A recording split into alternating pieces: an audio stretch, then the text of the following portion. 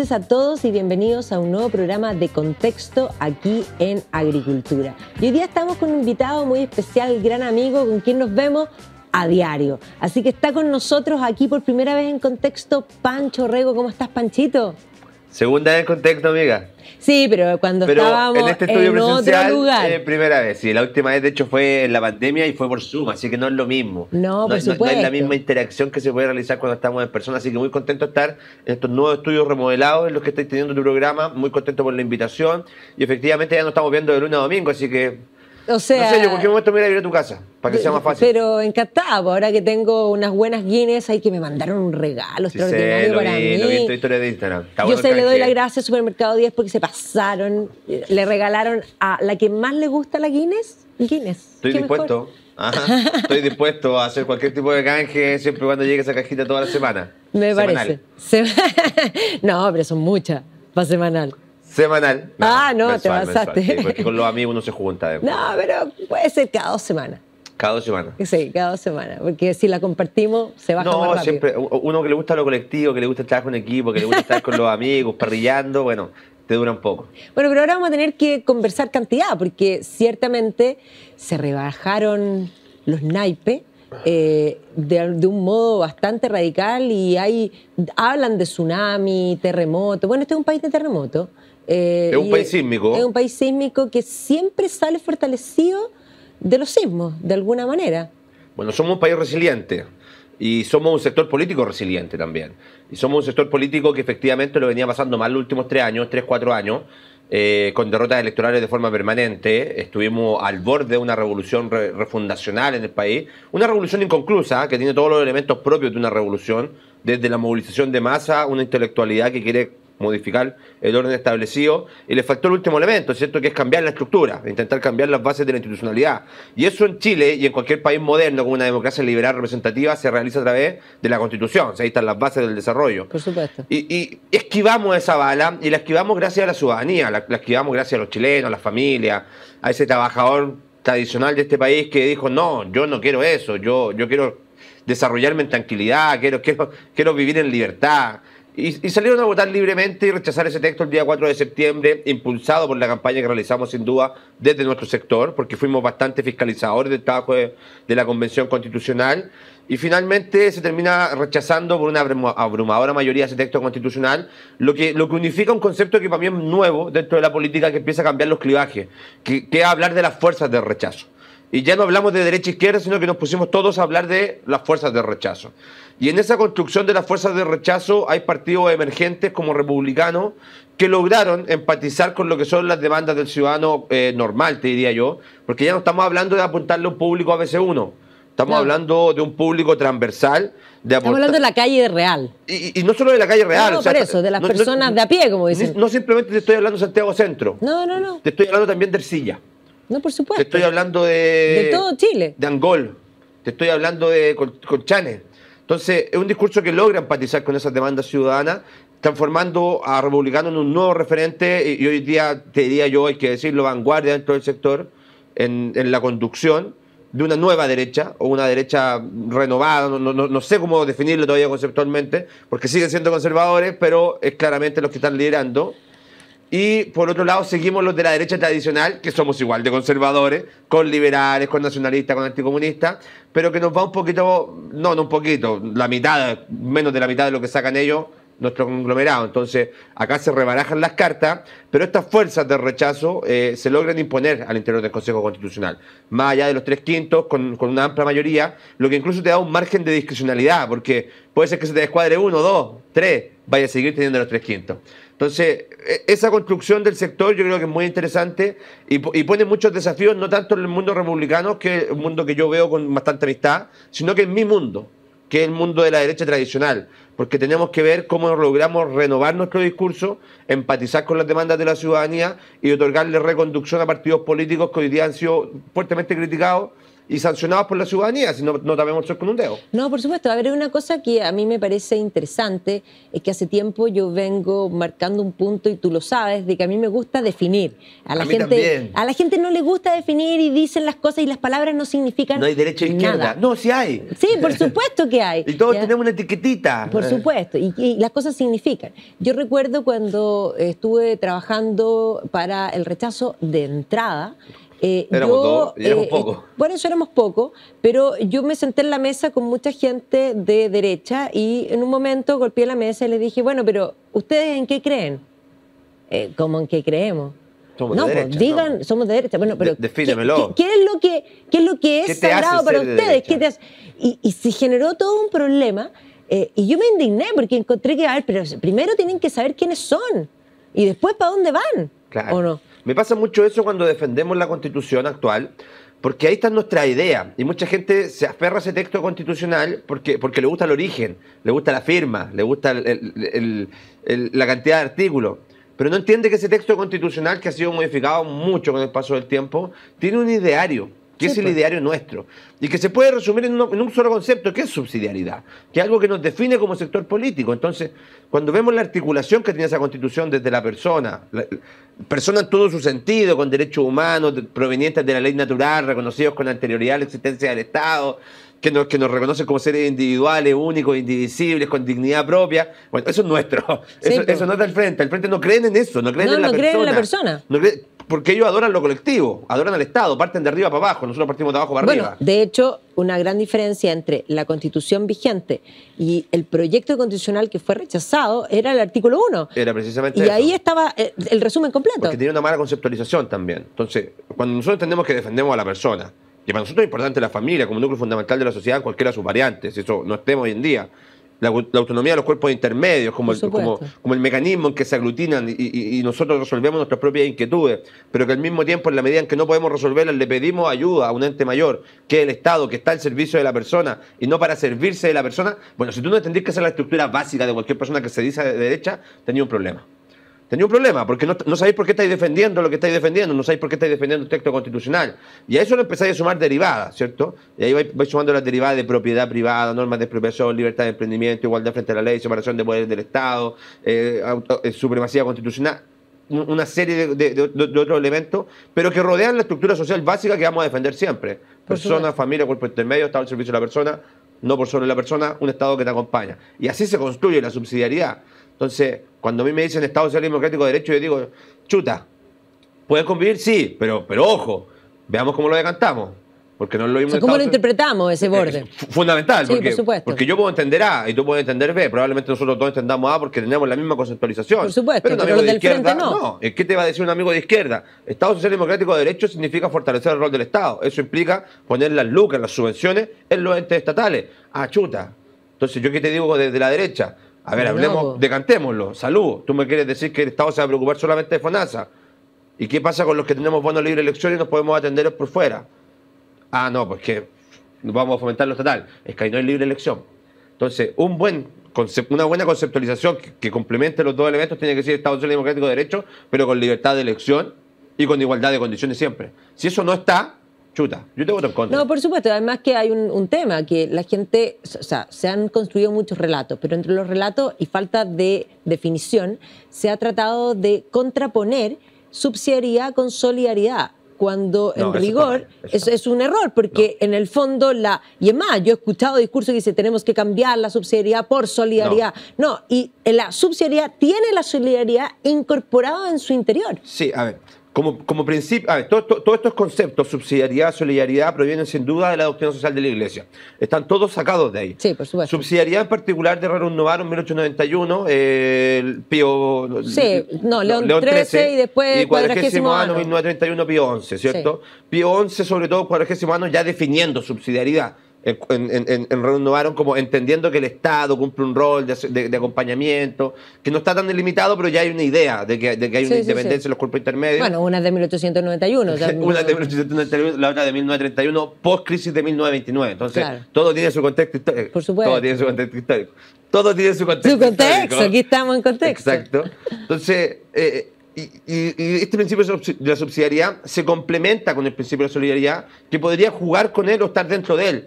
Yo te diría que la solidaridad es un principio un pelito más moral y más ético que la subsidiariedad, pero también son principios que se van complementando entre ellos. Entonces, sobre todo para los que entendemos la conceptualización de la política desde el conservadurismo, complementado por el social-cristianismo, para nosotros es fundamental un concepto que se llama caridad, ¿cierto? Por supuesto. Caridad. Ama a Dios por sobre todas las cosas y ama a tu prójimo como si fueras tú mismo. Desde ahí proviene el concepto, desde ahí proviene la solidaridad, porque yo tengo que estar tendiendo siempre la mano al que está al lado mío.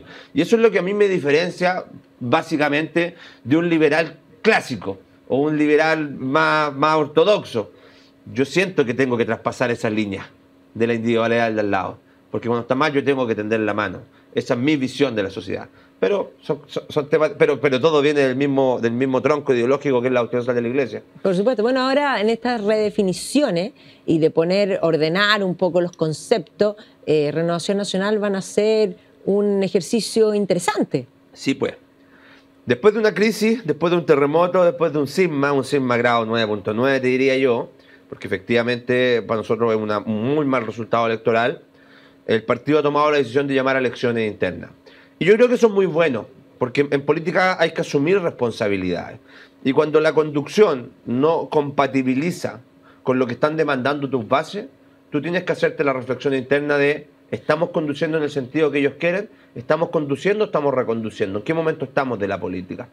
Y siento yo que en este momento mi gente, porque es mi partido, yo soy militante de Renovación Nacional hace 18 años, entré a militar desde que tengo 18 años, apenas pude entrar a militar. Mi gente está buscando un liderazgo con más definición política. Con más coherencia. Te lo simplifico.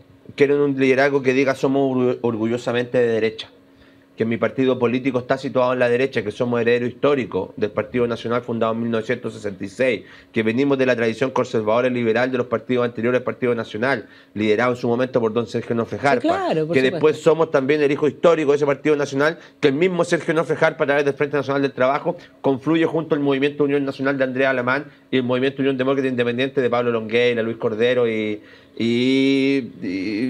Pablo Longueira y Jaime Guzmán, se veía el más importante del liberalismo. Claro. Entonces, venimos de esa tradición histórica, somos una derecha que aglutina las distintas almas que tiene el sector, somos un partido multifacético, de multialma, por eso somos una casa, una bolsacato, ¿cierto? Y por eso es tan difícil conducir a mi partido, y eso es lo que a mí me gusta. Sería mucho mejor estar de repente en un ejército donde van todos alineados. A mí me gusta un poquito la discrepancia porque me gusta el debate, me gusta el intercambio de ideas. Y Renovación tiene eso. Liberales, conservadores, nacionalistas, anticomunistas y social cristianos. Entonces, para que eso conviva en su conjunto, tiene que tener un ideario común. Y ese ideario común es que todos se definen de derecha. Nosotros no somos partido de centro. Somos un partido de derecha que reconoce su historia, que reconoce su tradición, que reconoce el rol que le ha cumplido. Somos el partido de los acuerdos, sin duda, históricamente. Somos el partido que tiende puente hacia ambos sectores también, pero desde mi vereda. Y mi vereda es la derecha. Con una identidad. Y tengo gente en mi sector que se va a definir de mi partido de centro-derecha, ningún problema. Ningún problema. Y tengo liberales, ningún problema. Yo soy un poquito más conservador, no tengo problema. Pero tenemos mínimos comunes denominadores que no te hacen inventar conceptos nuevos.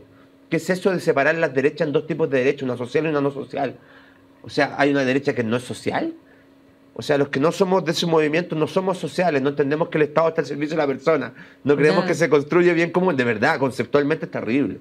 Es terrible porque es no entender lo que significa la historia nuestra y los principios nuestros. Claro, aparte de la elección, ustedes van a tener una reunión para replantearse todas estas ideas. Y fue a propuesta mía, con mucho orgullo. Mire qué bien. Yo en esa crisis que viví en esa mesa, cuando estaban todos ya desesperados viendo cuándo se llamaba elección, yo dije, sí, podemos llamar a elección. Pero yo algo venía conversando con mi grupo de trabajo, con el que vengo haciendo política hace 18 años. Muchos me preguntan por qué tú no te has ido a otros partidos. Bueno, porque mi casa, mi domicilio está ahí, mi gente está ahí. Y ahí vemos personas muy de derecha. Yo no quiero que a mi partido le pase lo mismo que le está pasando a la democracia cristiana. Yo no quiero que mi partido tenga el problema que tiene la democracia cristiana con Yasna Proboste. Que ya no sabe quién es. Que, ya no que sabe, de que perdió democrática identidad, y de cristiana no tiene nada. Que la juventud conservadora en 1935, que después salta a ser la Falange en 1938, ¿qué te queda de eso? Nada. ¿Qué te queda del ideario de Frei Montalva? O sea, acá estamos hablando que, si hacemos historia, contexto nuevamente, Yasna Proboste está a la izquierda de Hernán Fuentealba. Yasna Proboste está a la izquierda de Radomiro Tomic. Para que la gente, si no saben quiénes son. Bueno, Hernán Fuentealba y Radomiro Tomic eran más cercanos a Salvador Allende que a Sergio Nofre Jarpa. Sí, claro. Entonces era esa izquierda. Y Yasna Proboste está más allá. Yo no quiero que eso le pase a mi partido. No quiero que mi partido la gente diga, oye, es que ustedes son la derechita entreguista, la derechita cobarde, la derechita que trabaja con la izquierda, la que negocia o la que se entrega. No, yo puedo dialogar, puedo conversar. Si alguien del Partido Comunista quiere votarme a favor de un estado de excepción constitucional de emergencia, bueno, votaré con ellos porque creo que las personas están es más importante, ¿cierto? Pero lo que yo no puedo aceptar es que no tengas identidad política. Y eso es lo que a mi partido le falta, y siento yo que eso no es por las bases, es por los que hacemos dirigencia, y me incluyo en eso. Porque yo he hecho todo lo posible, pero hasta que no tengamos espacio de participación, y te soy bien claro, hasta que no seamos o presidente o secretario general, o estemos donde se toman las decisiones políticas, vamos a seguir siendo los que marcamos la pauta comunicacional, pero no vamos a estar representando al partido en las instancias de negociación. No, por supuesto. Puede ser que lo que le pasó a los partidos de la derecha tradicional es que de alguna manera se compraron el discurso instalado desde la izquierda, sí, y lo creyeron, porque una cosa, yo creo que lo más dramático es pero que no uno... sus bases. No, por eso, estoy hablando los dirigentes, pero de alguna manera se fueron izquierdizando, o más bien incluso en algún momento sintiendo que este discurso de superioridad moral y de ética, de los que se autorrogaba ser los que tenían la ética, nosotros los de frente somos los éticos, un poco este discurso ñuñoíno, podríamos decir así como digamos, en resumen, efectivamente se lo habían comprado y ellos tenían hasta vergüenza, porque cuando alguien les preguntaba, bueno, tú eres de derecha, y dice, sí, mire, yo soy de derecha, pero no soy tan de derecha, como diciendo, soy bueno. Yo creo que igual hay que discriminar positivamente. Amigo, igualdad ante la ley, ese es nuestro principio, está en nuestras bases. Por supuesto, discriminación nunca es de ningún tipo. Exacto, somos todos iguales frente a la ley, yo no quiero que me aseguren nada por ser distinto. Claro, y además generar todo esto entremos a la cancha y veamos cómo nos movemos. Y generando estos estancos como para supuestamente incluir, que va separando tanto que finalmente tú pones en el fondo categorías, pero tú eliminas algo que era totalmente inclusivo, que es el concepto persona, porque todos son personas. De igualdad frente a la ley, de dignidad. Por eso, y somos todos únicos y irreemplazables. Pero si tú pones persona, no tienes que explicar si es hombre, si es mujer, si es blanco, si es amarillo, negro, no da lo mismo. No hay raza, no hay sexo, no hay autopercepción, no hay nada. Dos elementos sobre eso. A tanto la importancia del concepto de persona. Primero, nuestra Constitución actual y desde su origen en 1980, el catálogo de derechos y garantías fundamentales, pensando en el artículo 19, no habla de los chilenos. Los chilenos y las chilenas. Habla de personas. Habla de las personas. Y eso es por una definición identitaria, política de mi sector.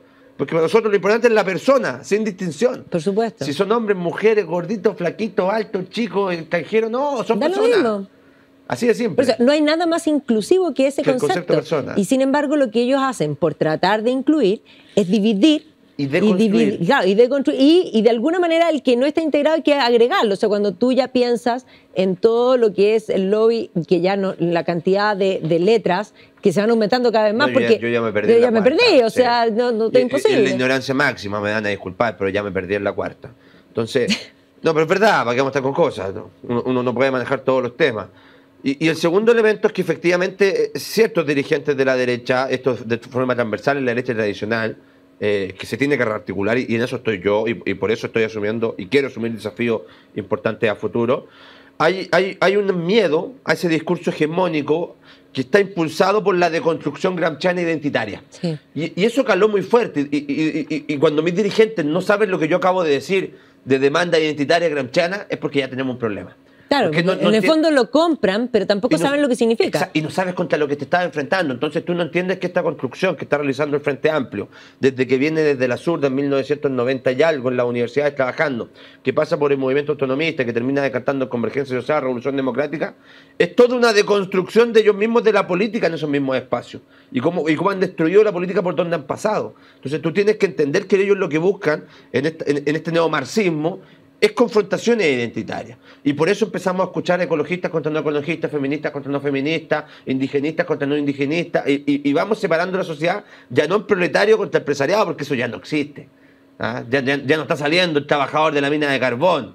Quizás en algunos países del mundo sí, pero ya no. La automatización, todo el desarrollo de la época de los 50 en adelante eliminó esos conceptos. O sea, te los dejaste afuera. Entonces, lo que hacen estos muchachos es buscar nuevas demandas identitarias para seguir fraccionando la sociedad, para seguir dividiéndonos, confrontando, y en la medida en que ellos dividen, gobiernan. Claro. ¿Cuál es el mejor ejemplo de eso? La convención. Sí, pues. Y la constitución que le rechazamos el 4 de septiembre. Por eso nos querían poner 12 naciones. Si en la medida en que más nos dividen, mejor para ellos. Y van deconstruyendo conceptos. Entonces, ¿qué defendemos nosotros? El Estado-Nación, ¿de dónde viene? Del antiguo régimen. Entendemos que hay una homogenización de la población, con demandas propias, con sentido propio, con tradiciones propias, cultura propia, territorio propio, nación. No, plurinacionalidad. No, amigo.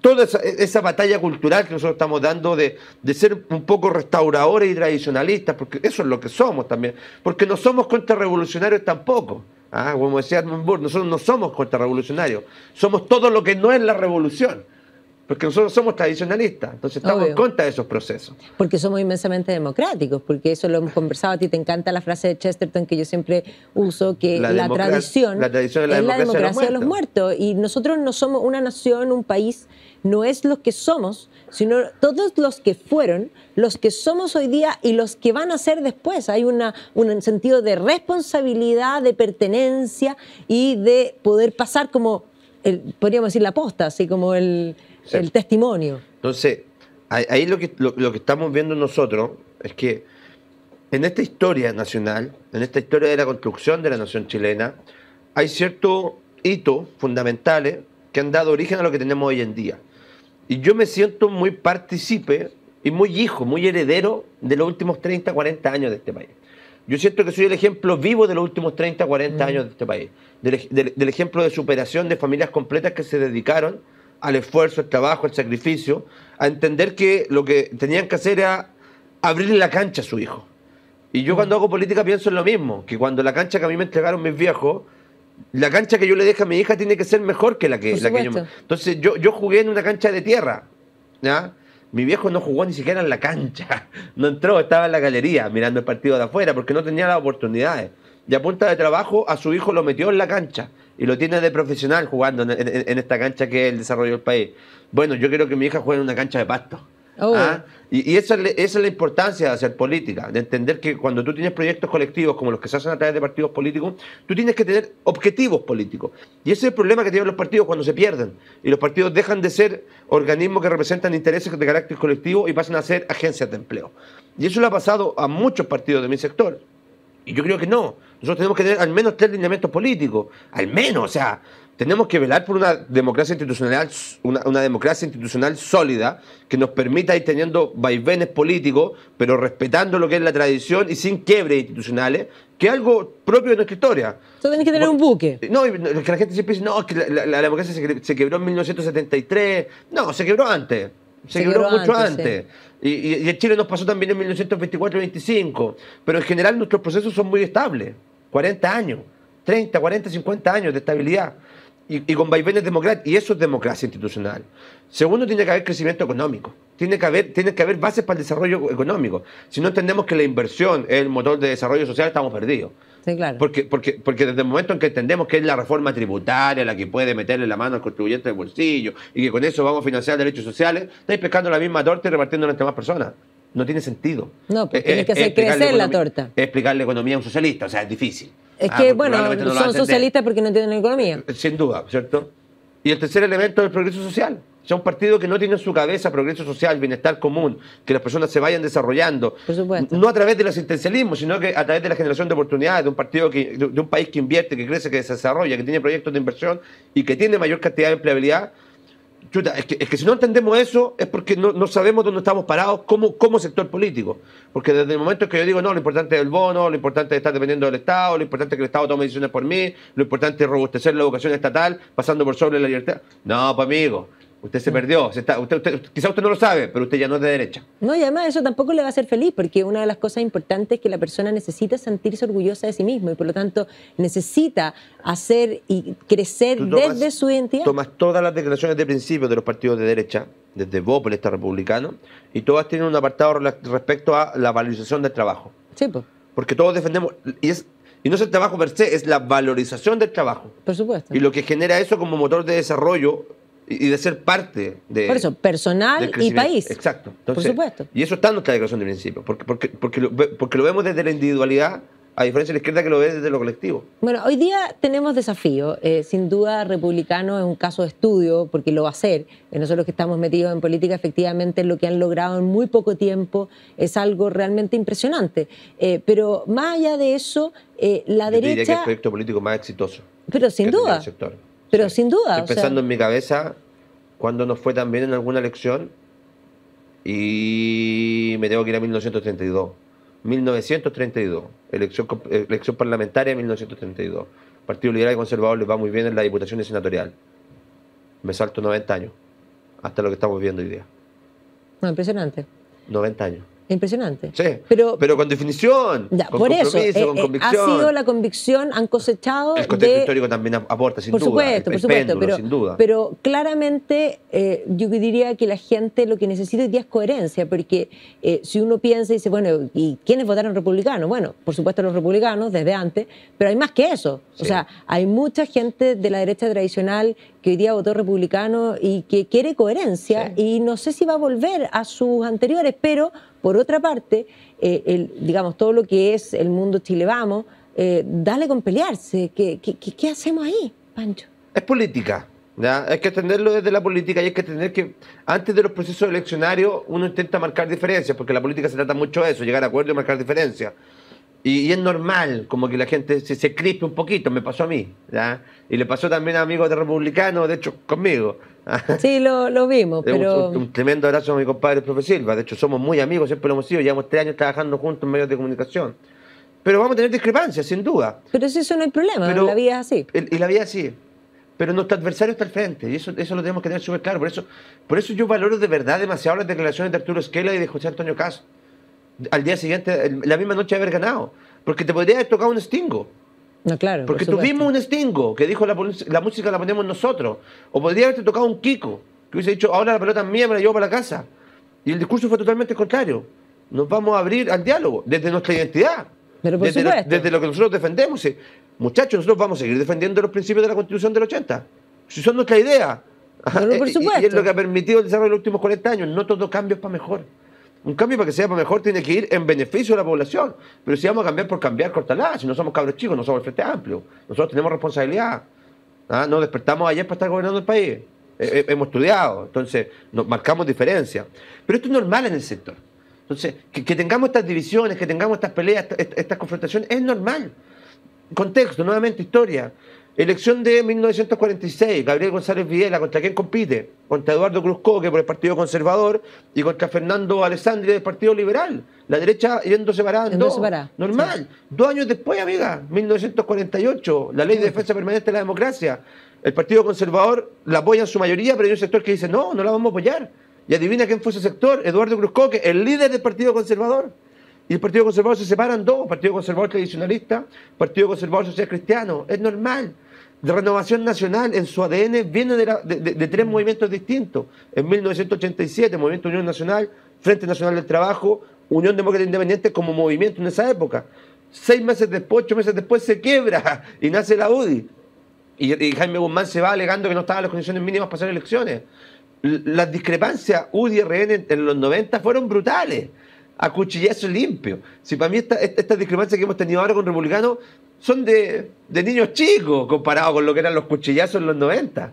Entonces, la derecha va a pasar por esos procesos, sí, y va a querer, porque todos los partidos van a querer ser vanguardia dentro del sector. Y para ser vanguardia tenéis que estar liderando, porque tenéis que estar proponiendo y tenéis que estar empatizando. Sí, claro. Y hoy en día, a mi derecha le toca ya no ser la vanguardia. La derecha tradicional en este momento va a tener que acompañar. Y el sartén lo va a tener republicano al interior del Consejo Constitucional. Y vamos a tener que estar apoyando, porque es el rol que nos toca hoy día. Mañana nos puede tocar un rol distinto. Nos tocó un rol distinto durante 30 años. Por supuesto. Y lo hicimos con luces y sombras, muchas sombras, y con casos muy graves de corrupción. Yo nunca le voy a hacer el quite a eso, presente hoy en día. Entonces, mi sector tiene que, más que mi generación tiene que votar todo eso. Tiene que votar toda esa mochila, tiene que sacársela. Y entender que la política se entra con las manos limpias, los bolsillos vacíos, se salen con las manos limpias, con los bolsillos vacíos. Porque la política está para servir, para generar bien común, para incidir en la política pública. Por eso busco conducir un partido político, porque sepa dónde vamos.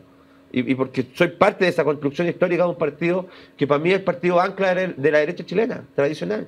Bueno, sería extraordinario que en las elecciones de agosto termines conduciendo el partido. Pues imagínate que sería algo que, bueno, un concepto que yo vengo manejando hace tiempo que es tremendamente importante, sobre todo hoy día, pero importante siempre, una gran bisagra que permitiría conversar a los sectores. Eso. Claro, pero independiente que ha sido eso, Renovación en su interior ha tenido también grandes pugnas, sí. Y podríamos decir identidades que van más allá de las posibilidades de discrepancia, porque a veces hace pensar que no son parte de una misma cosa.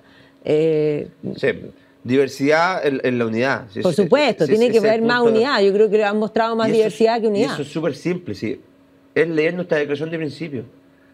Es simple, es tan simple como eso. Y compararla con la de los otros partidos. Si nuestra materia ideológica es clarísima.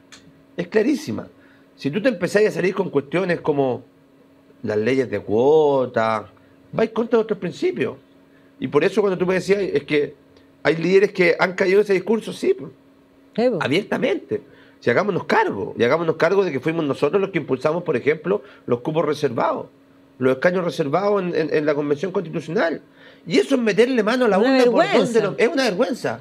No, y ahora lo que estamos viendo con un papel el y un lápiz, eso es la democracia. Por supuesto, y lo que estamos viendo ahora con la paridad, que también a mí me parece una vergüenza, y lo digo yo como mujer, a mí me parece ofensivo, porque yo creo, y siempre he creído, que nosotras las mujeres somos tan válidas como los hombres en miles de cosas, somos tan buenas, o digamos, ganamos en unas cosas, ellos ganan en otras, somos complementarios, eso es mi postura, pero somos valiosas per se, y nosotras desde nuestra mismidad femenina aportamos inmensamente a la sociedad, y por lo mismo yo considero que yo tengo todas las características para poder competir por igual con un hombre, y es más, no solo eso, no solo competir y poder ganar en algunas cosas, me ganan en miles de otras, por supuesto, o sea, ponme a mí con el asunto de los números, no es lo mío. No, yo tampoco. Por supuesto, pero en unas cosas, y ¿para qué te voy a decir? No sé, pues si me ponía en deporte, me van a ganar obviamente en muchas cosas, pero yo tengo todas las características y las posibilidades de ganar, pero más allá de eso,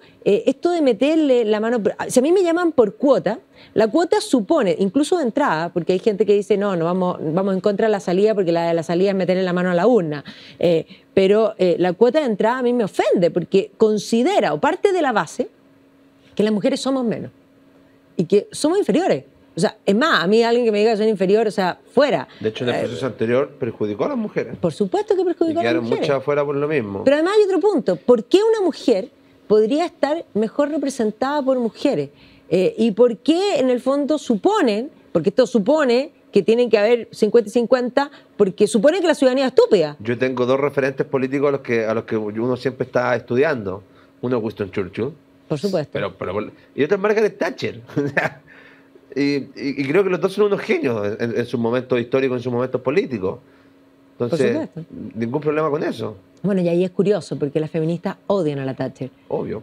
Ya, siendo que si hay alguien que logró por sus méritos muchísimo, y además, no solo por sus méritos, pensemos que era una mujer de clase media, hija de un almacenero de Grantham, que de alguna manera hizo el camino con unos estudios impresionantes, porque ella estudió química, después derecho, o sea, estamos diciendo que todos los méritos los tenía. En el fondo, fruto de una grammar school, que termina en la Universidad de Oxford, que ingresa al partido, que el partido mismo no la quería, y que se fueron dando las cosas y terminó... Bueno, pero eso fue por una razón también, la política, porque cuando ella quiso aprobar el tax poll, que es súper lógico, porque el tax poll lo que suponía era un impuesto flat municipal para todos, porque dice, bueno, si todos reciben beneficio, lo que ella planteaba es justo que todos paguen, proporcional a las posibilidades, por supuesto, pero si en el fondo tenemos una sociedad donde solo algunos pagan y otros reciben. ¿Te suena conocido eso? Bueno, por eso me suena muy conocido. Yo creo que el tax poll era algo que era inmensamente justo. 27% de trabajadores informales en Chile, 2.7 millones de trabajadores. Sí, pues. Así no se puede. No, pues así no se puede. Así no se puede y tampoco se puede con un país que quiere avanzar y un porcentaje tan pequeño de la población pague global complementario. Sí, y impuesto a la renta, efectivamente. Entonces, cuando tú ves la torta chilena, que siempre nos comparamos con los países de la OCDE, que estamos en los mismos niveles, bueno, ve cuál es la carga tributaria en esos países y ve cómo se compone la carga tributaria y date cuenta que en los países de la OCDE el impuesto a la renta es más importante que el IVA. Aquí es al revés, y el IVA es regresivo. Y acá el IVA, y tú decís, ¿por qué? Bueno, porque acá el IVA lo pagan todos, hasta los jubilados. Sí, pues. Entonces, y los más pobres pagan el mismo IVA que los más ricos, los de mayores ingresos. Entonces, tenía un problema estructural. Bueno, en ese sentido ahí ahora hay que sí, porque el impuesto de la renta en promedio se debe estar pagando sobre los 900.000 pesos. Lo otro sería empezar a bajar la o sea, yo creo que las franjas debiesen ser más distanciadas y desde el inicio. Lo que pasa es que desde el inicio con un factor mucho muy pequeño bajo, y una proporción muy pequeña, y las franjas debían ser, digamos, saltar más. Y después tenía el segundo problema, porque nosotros siempre lo decimos. El Estado no te genera un puto mango, el Estado no tiene nada de plata, el Estado vive del contribuyente, el Estado vive metiéndole la mano al contribuyente. Por eso a mí me carga el concepto cuando el presidente de la República habla... No, a mí me carga la palabra contribuyente, porque yo creo que se deberían llamar los despojados. Los despojados, que todavía. Pero cuando se habla de solidaridad con los impuestos, amigos, eso no es solidaridad. No, pues, eso es a punta de pistola. Efectivamente, entonces, cuando tú tenías ese problema de que estáis pagando impuestos constantemente, que tú cumplís con todas las reglas, porque somos los trabajadores formales los que estamos pagando todos los impuestos y hacemos nuestra declaración de impuestos a la renta. El problema es que no lo veis de vuelta. Y después te vais tomando con 56.000 funcionarios nuevos que le cuestan 2 millones de dólares al Estado. ¿En eso se dan mis impuestos? No, por eso. Y ahí es cuando empieza la crisis. Pero ¿cómo? Si yo financio el Estado principalmente para que me otorgue seguridad. Si el Estado no otorga seguridad, y esto lo dice desde Max Weber en adelante, o sea, por supuesto, que es el mínimo, el base. No es una conceptualización de derechas, no, esto es transversal. Si el Estado no está para otorgar seguridad a las personas, ¿para qué está? Yo pago mis impuestos, ¿dónde está mi seguridad? Tengo un Estado fallido, chuta. Entonces ahí tenéis todo un problema en día de legitimidad social del modelo. No, por supuesto, porque además si el Estado no da el mínimo, ahí viene la pregunta, ¿es justo una rebelión tributaria? Sin duda. Un derecho a la rebelión de Marsilio de Padua, efectivamente. Pero por supuesto, claro, podría porque darse. Es como que tú te vayas a comprar, no sé, ya un celular, y le pagues al tipo y el tipo te diga que no te lo va a entregar. ¿Pero cómo? ¿Pero cómo? Si lo estoy pagando. Pero si lo pagué. ¿Pero cómo no lo va a entregar? No, es que se nos fue. Es que lo tenía vendido a otro, ¿no? Claro. Es impresentable. Entonces es cuando el Estado empieza a fallar. Y lo que hemos visto mucho este último tiempo en este país es lo que sostenía también Carlos Peña, que yo creo que le ha chutado mucho a leerla. Es que él es muy inteligente. Lo que pasa es que el problema de Carlos Peña anterior era que tenía una amargura particular, pero ha mostrado todas sus luces y quizá algún problema en este particular análisis. con ciertos presidentes. Sí, por eso. Tenía varios problemas con algunas universidades y otras cosas que, digamos, que le habían generado una amargura en lo personal, pero yo creo que ha sacado toda la grandeza porque es muy inteligente. Y en el diagnóstico yo voy a seguir utilizando un concepto que él instaló mucho en la agenda pública desde el 2019, quizás antes, que es la anomia cultural que está viviendo el país. Y esa anomia cultural, que es la falta de respeto hacia la autoridad, la deslegitimación de la institucionalidad, es transversal. Si no es que el 2019 en Chile hayamos dicho vamos a detestar a Carabineros. No es que el 2009 una prensa progresista, militante, activista. Sí, yo digo siempre activista. Yo también no tengo ningún problema en decirlo. Pero por supuesto, además, y tal vez sí, acomodada, porque hoy día tú los ves que están cambiando, pero están hay uno que se pegó un discurso cuando lo saltaron. O sea, yo encuentro que estamos a punto de que hagan la de Boric, de volteretas permanentes también. Yo creo que están en eso, sí, sin duda.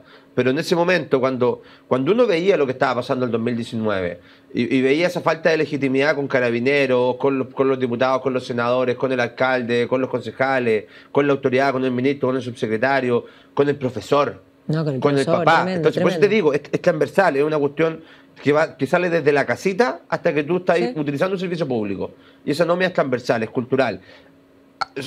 Claramente levantada por estos sectores revolucionarios, refundacionales, gramscianos, de demandas identitarias, de confrontación, sin duda. Sí, de ahí viene, conceptualmente todo viene de ahí. No, y de hecho todos los proyectos de ley que ellos tienen, las autonomías progresivas, un poco pasar a llevar a los padres como concepto, si la primera autoridad son los padres. Lo mismo que nos pasa con la ley de educación sexual Por integral. supuesto, la ESI es una vergüenza. Yo decido, compadre. Y ahí hay muchos próceres de derecha que sí se la compraron y que la defendieron, lo cual es una vergüenza. Y ahí tenemos que tener claridad. Entonces, yo voy a determinar yo les voy a otorgar educación sexual a mi hija sin duda. Sin duda, pero yo voy a decidir en qué momento, en qué tiempo, bajo qué mecanismo y bajo qué principios y valores, porque mis principios y valores pueden ser distintos de los principios y valores de una persona que profesa una religión distinta. Pero yo voy a decidir. Por eso, si las comunidades educativas aprobando esos proyectos, no, compadre. No, y de hecho, y ahí ya que hablaste de principio, es muy preocupante porque hay varios colegios que se dicen abiertamente católicos. Pensemos en una familia, un padre que elige un colegio precisamente porque quiere que sea católico, quiere esa educación católica. Y esos colegios que son católicos tienen, por supuesto, todos los padres que profesamos la religión católica, nos preocupamos que de alguna manera haya una coherencia entre lo que nosotros enseñamos y lo que el colegio enseñe. Sin embargo, esos colegios que se dicen abiertamente católicos tienen incorporados todos estos programas de educación sexual y tú ves colegios tradicionales muy importantes donde, por ejemplo, las niñitas son todas abortistas.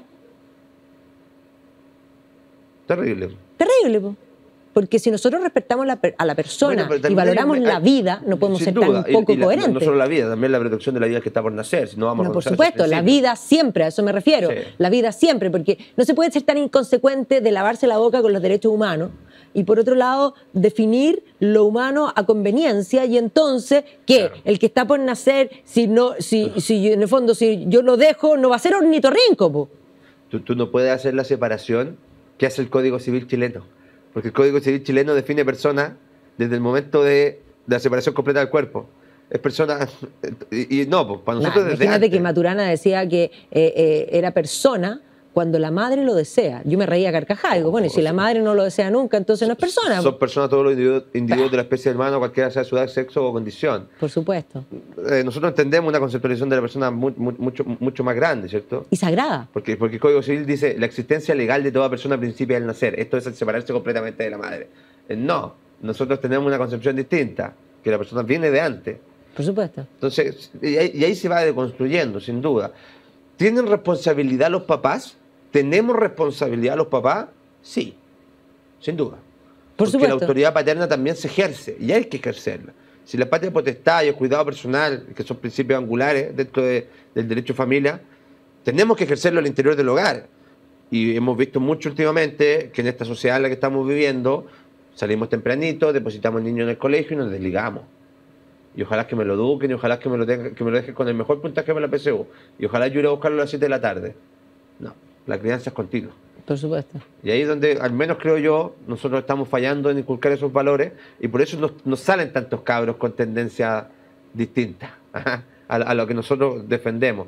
Y por eso creo yo que la batalla cultural, que es la que estamos dando últimamente, que esta defensa de estos valores de la tradición judeo-cristiana occidental, que es lo que nos define, que a ellos tampoco les gusta. Háblales de hispanismo, bueno, se vuelven locos. No, se vuelven locos. Bueno, de hecho, una de las cosas que yo creo que fue un gran triunfo de la izquierda, hablando de la batalla cultural, es que se instaló esa idea de que en la mesa, en la casa, de partida, cuando hay mesa, no se habla ni de religión ni de política. Ni de fútbol. Y yo diría que lo primero que se habla es de religión, de política y por supuesto que de fútbol. Y de fútbol los fines de semana. Pero por supuesto que de fútbol. Todo los fines de semana, porque los fines de semana es cuando está el asado. Y de Fórmula 1. Ay, ahí tenemos diferencias. No, es que en mi casa son todos fanáticos. Y los sábados boxeo. Bueno, es que yo ahora tengo que aprender porque mis niños son fanáticos, todos fanáticos, y la verdad es que yo no cachaba una. Así que he ido cachando y es súper entrete. Viva la libertad. ¿Viste? ¿Sí? Viva la libertad de elección. Yo no vibraría con el Fórmula 1, pero vibro con el fútbol. No, está bien. Vibro más con la política. Se te ve, se te ve. Bueno, y ahora entonces los desafíos, pues, ¿agosto? En lo pronto deberíamos estar, porque a mí me interesa conducir, ¿ya? Y me interesa liderar. Por eso no uso la palabra presidir, porque yo creo que la conducción puede pasar desde cualquier cargo que tenga incidencia en una mesa directiva. Me gustaría ser presidente sin duda. O sea, el político que te diga que no quiere ser presidente de la República porque te está mintiendo. ¿ah? Y a mí me gustaría presidir tanto mi partido como ser presidente de la República algún día, sin duda.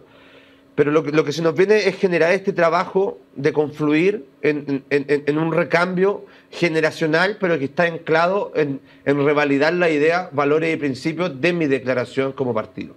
Y eso pasa por tener una generación completa que se ponga a disposición de un proyecto colectivo, de un proyecto común, que ese proyecto común vaya de la mano con revalidar la historia, tradiciones, valores, principios de mi partido, concentrarlo en su domicilio político y sobre todo atender la representatividad. Si la política se trata de eso. Y cuando yo hablo de un espacio colectivo, como lo es un partido político, yo primero me preocupo de la gente que está en ese partido político, porque por algo están ahí.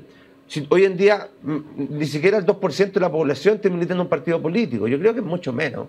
Debe andar en un cero algo. Porque los partidos son muy chiquititos hoy en día. O sea, ya no tenemos esos partidos robustos de la época del 60-70 con 200.000 militantes. Con la mitad de la población que había hoy en día. No. Hoy en día la gente es mucho más volátil, más variable. No, y se valora mucho el concepto de independencia. También, hay que decirlo.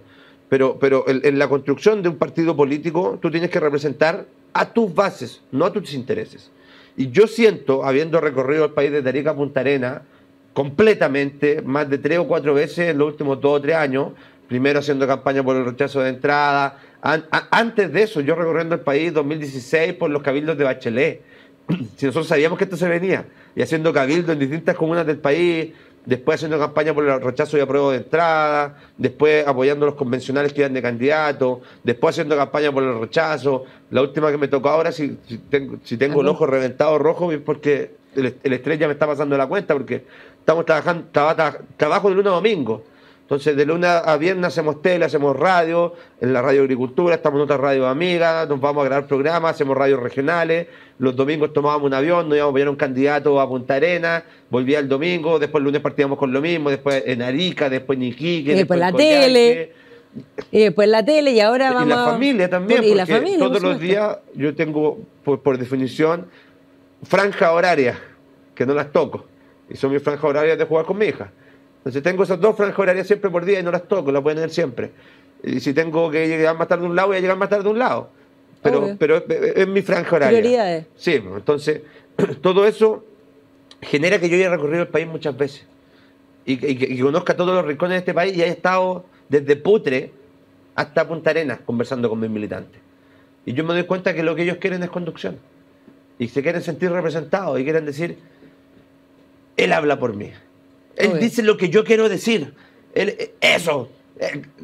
Como que si fuera no sé, estáis viendo una pelea de box. Eso, dale, porque se quieren sentir representados con lo que uno está transmitiendo. Por supuesto. Y en la política no es el golpe, sin duda, es la idea, es el debate. Es la defensa, Es la defensa de nuestra idea, el intercambio de ideas, el conocer la idea, manejar la idea y a través de eso representar al que está detrás tuyo. Por supuesto. Y eso es lo que yo busco y siento que ese rol he cumplido este último tiempo, de poder representar con mucha claridad a ese militante histórico de Renovación Nacional que viene de la tradición nacionalista, agraria, conservadora del partido, porque el promedio de edad de militante de mi partido debe estar en los 60 años.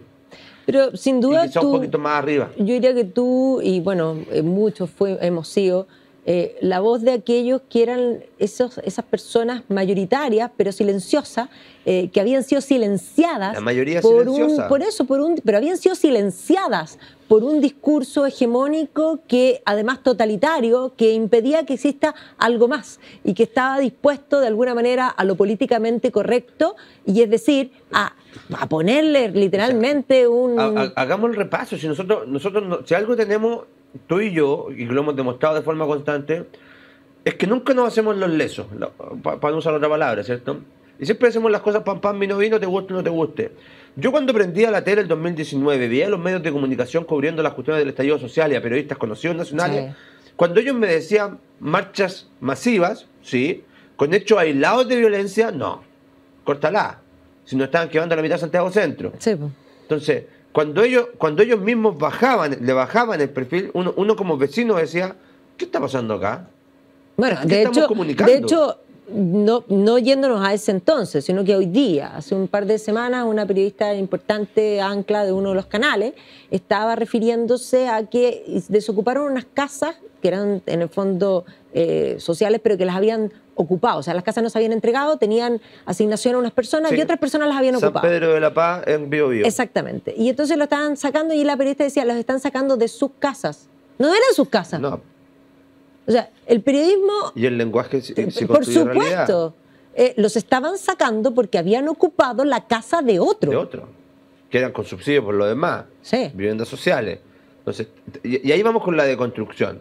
Entonces nos acostumbramos a que nos utilicen conceptos distintos. Entonces, faltaba que pusieran una línea abajo de autocombustión espontánea. Micro se quema sola, micro depresiva atenta contra paradero. Porque de verdad era una locura. Y nos acostumbramos a ese discurso. Y en esa construcción de realidad, estos muchachos, y hay que decirlo con nombre y apellido, Frente Amplio, Partido Comunista, si fueron ellos.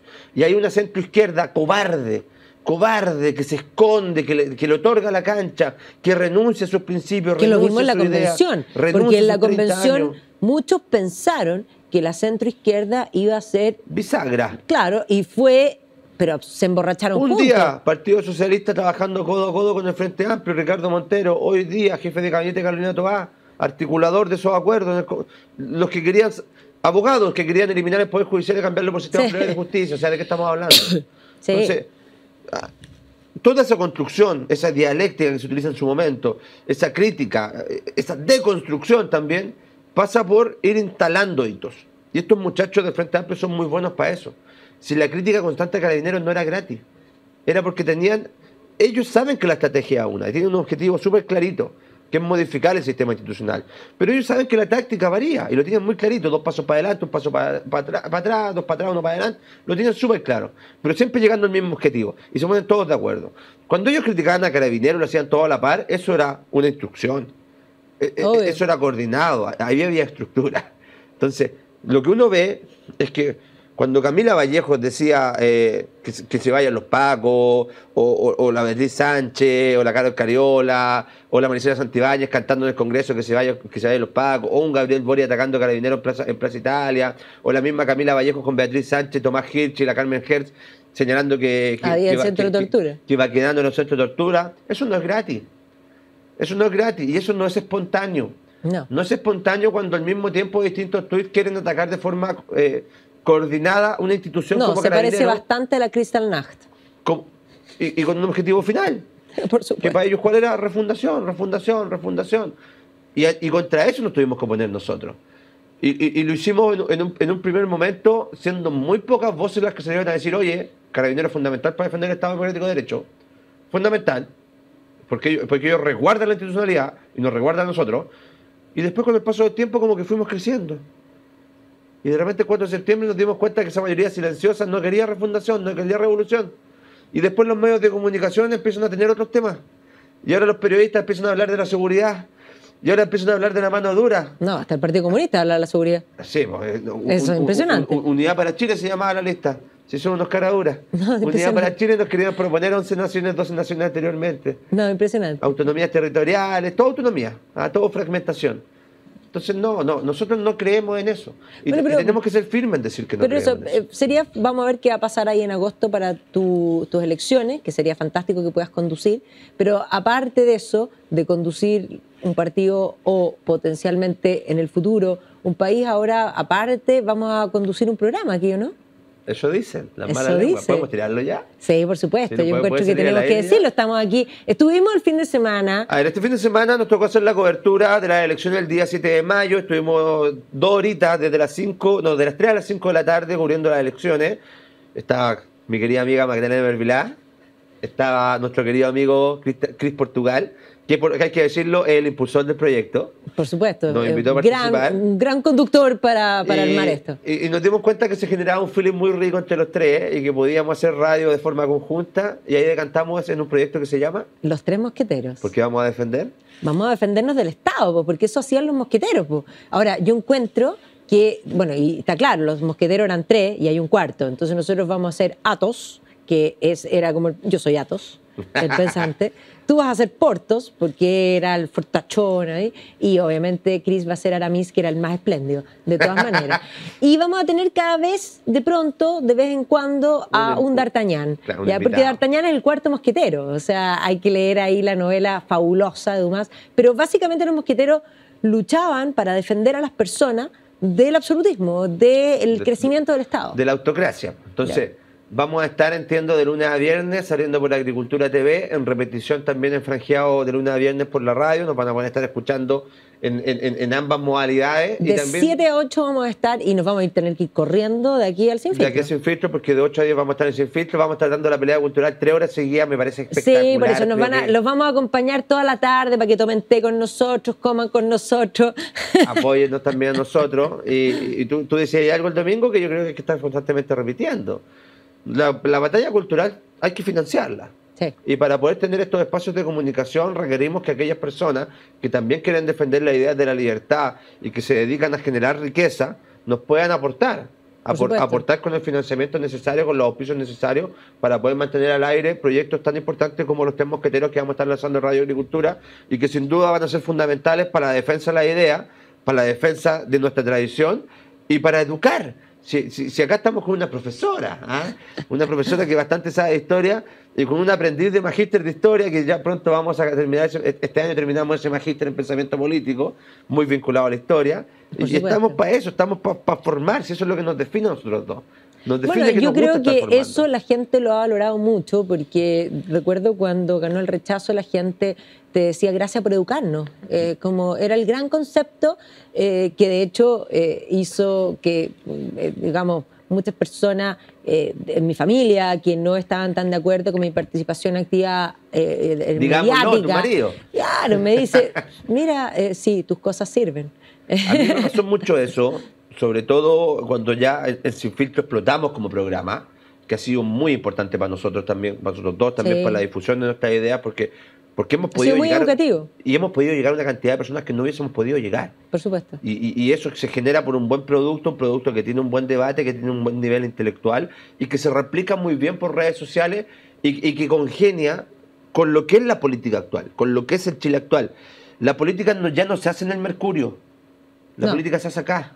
Sí. Acá está la política hoy en día, está en TikTok, está en Instagram, por eso mismo, está en Twitter. Por eso mismo el llamado que hace Pancho, el llamado yo lo hago yo en forma directa y abierta a todos los empresarios que quieran apoyarnos.